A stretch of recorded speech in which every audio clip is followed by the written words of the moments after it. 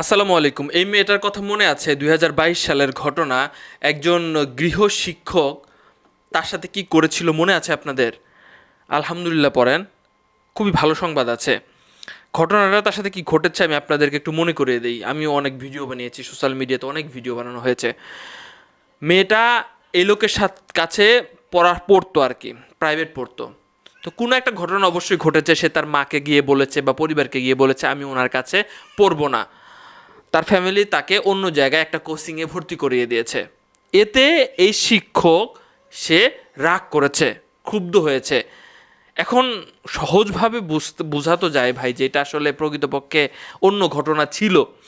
মানে হয়তো মেয়েটাকে কোনো ধরনের প্রস্তাব দিয়েছিল বা আরও অন্য কোনো ব্যাপার স্যাপার থাকতে পারে। তো হঠাৎ করে সে জানছে, তার কাছে পুরো ইনফরমেশন আছে এই ছেলের কাছে, যে তার মা এই সময় অফিসে থাকে, মেয়েটা এই সময় বাসায় একা থাকে। সে সেই সুযোগ সেই সময় করে এই অদিতার বাসায় চলে যায়। বাসায় চলে যাওয়ার পরে যেটা ভাবছেন আপনি সেটাই, তার সাথে ওই সব কাজ করার চেষ্টা করে।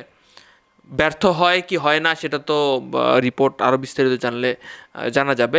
কিন্তু তার মনের ভিতরে ভয় ঢুকে যায় যে আশেপাশের লোকজন জানলে আমার তো আর মান সম্মান থাকবে না, আমার তো ভাই এখানে আর টিকতে পারবো না, আমি আমি আমি এখানে উত্তম মাধ্যমও খাইতে পারি।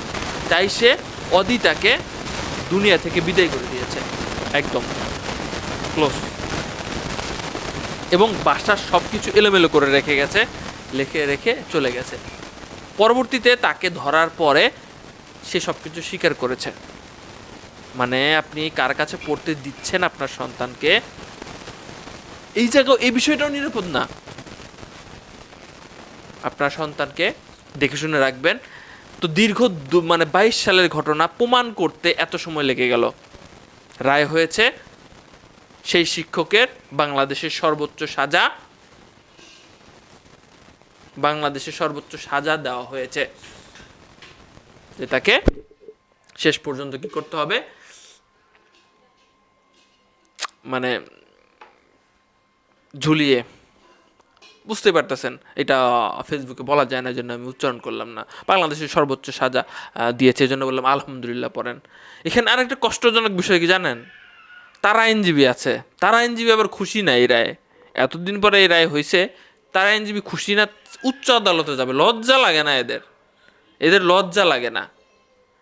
তো দ্রুত কার্যকর করেন, দ্রুত কার্যকর করেন। দেখতে চাই বাংলাদেশে এত স্লো। 2022 সালে ঘটনা, বুঝতে পারতেছেন? এখনও আবার আরও অনেক স্টেপ বাকি আছে।